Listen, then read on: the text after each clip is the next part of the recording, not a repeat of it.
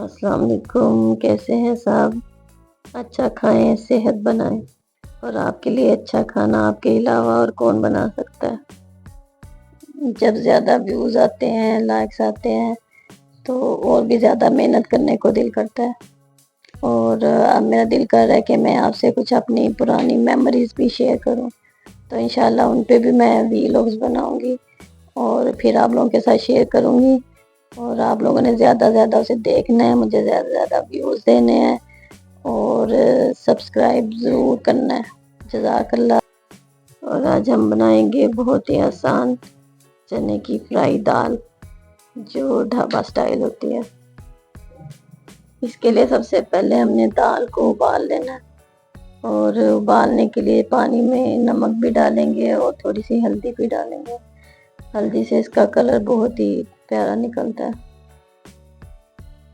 اور کھانا وہی اچھا لگتا ہے، اور کھانے کو دل کرتا ہے جو دیکھنے میں بھی اچھا لگ رہا ہو، تو کلر سے بہت زیادہ فرق پڑ جاتا ہے۔ اس کے لیے سب سے پہلے ہم لیں گے چنے کی دال، اس کو 3-4 گھنٹے کے لیے پانی میں بھگو دیں۔ اس میں آپ کو چکنائی سی بھی نظر آ رہی ہوگی، یہ میں نے اس میں 1 ٹیبل اسپون کوکنگ آئل ڈالا ہے۔ گھی یا تیل ڈالنے سے یہ بہت زیادہ ملائم اور سافٹ بنتی ہے اور الگ الگ کھلی کھلی بھی رہتی ہے۔ اس پہ یہ جو جھاگ سی آئے گی یہ اس میں سے نکال دیں، یہ اس کی امپیورٹیز ہوتی ہیں۔ اب اس کو ڈھک کے 90% تک پکا لیں گے اور پھر اس کا پانی چھان لیں گے۔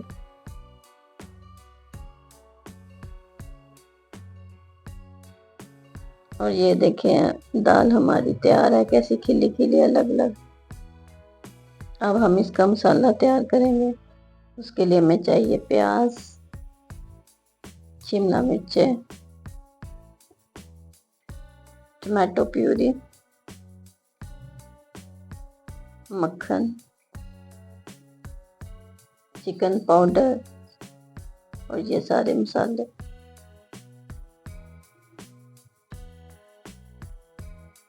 اور کوکنگ آئل۔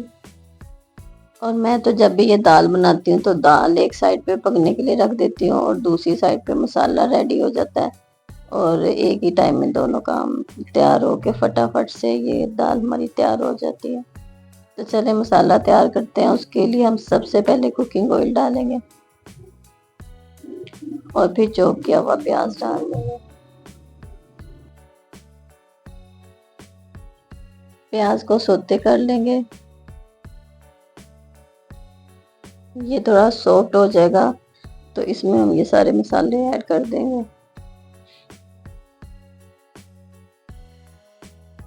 مسالوں کو 1-2 منٹ کے لیے چلا لیں اور پھر اس میں ٹماٹو پیوری ایڈ کر دیں۔ اب اس مسالے کو ڈھک کر پکنے دیں، اس کا پانی اچھی طرح سے ڈرائی کر لیں اور اسے اچھی طرح سے بھون لیں۔ اب اس میں شملہ مرچ ایڈ کر دیں اور تھوڑی دیر سوتے کریں۔ شملہ مرچ سے ایک الگ ہی فلیور نکل کے آتا ہے جو آپ کو بہت اچھا لگے گا، اس لیے اس کو سکپ مت کیجیے گا۔ مسالہ ہمارا اچھا سے ریڈی ہو گیا۔ اب ہم اس میں ابلی ہوئی چنے کی دال ڈال دیں گے۔ خیال رکھنا ہے بہت زیادہ اس کو گلانا نہیں ہے پہلے آپ نے، نہیں تو جب ہم یہ پروسیجر کریں گے تو پھر وہ سارا حلوہ سا بن جائے گا۔ اور اب ہم کریں گے میرا فیورٹ پروسیجر جو میں نے بھنڈیوں میں بھی کیا تھا، دہی ڈالیں گے اور اس کے اوپر لیموں یا سرکہ چھڑک دیں گے، اور پھر اس کو ڈھک کر پکنے دیں گے۔ اور جب یہ پک کے نکلتا ہے تو بہت پیارا اس میں ٹیکسچر آ جاتا ہے دہی کا، جس طرح پنیر ہو یا انڈا ہو، اور فلیور بھی کھٹا سا بہت مزے کا نکل کے آتا ہے، چٹپٹا۔ تھوڑی دیر دم پہ لگانے کے بعد اس کو مکس کر لیں اور اس کے اوپر ڈرائی مسالوں کی جان کسوری میتھی ڈال دیں اور پسا ہوا گرم مسالہ ڈال دیں، ساتھ ہی اوپر مکھن بھی ڈال دیں، اس سے بہت ہی اچھا فلیور آئے گا۔ اب دوبارہ سے 5 منٹ کے لیے ڈھک کے پکنے دیں تاکہ سارے اس میں فلیورز انکارپوریٹ ہو جائے، اور یہ آپ کی ڈھابا سٹائل چنے کی مزیدار خشک دال تیار ہے۔ اسے سادی روٹی کے ساتھ کھائیں، ساتھ پودینے کی چٹنی انجوائے کریں۔ رائتا سلاد انجوائے کریں، اور مجھے دعاؤں میں یاد رکھیں۔ ریسیپی اچھی لگی ہو تو لائک کریں، شیئر کریں، چینل کو پلیز ضرور زیادہ سے سبسکرائب کریں، خود بھی اور دوسروں سے کروائیں۔ آپ کی محبتوں کا شکریہ، اور مجھے دعاؤں میں یاد رکھیں۔ اللہ حافظ۔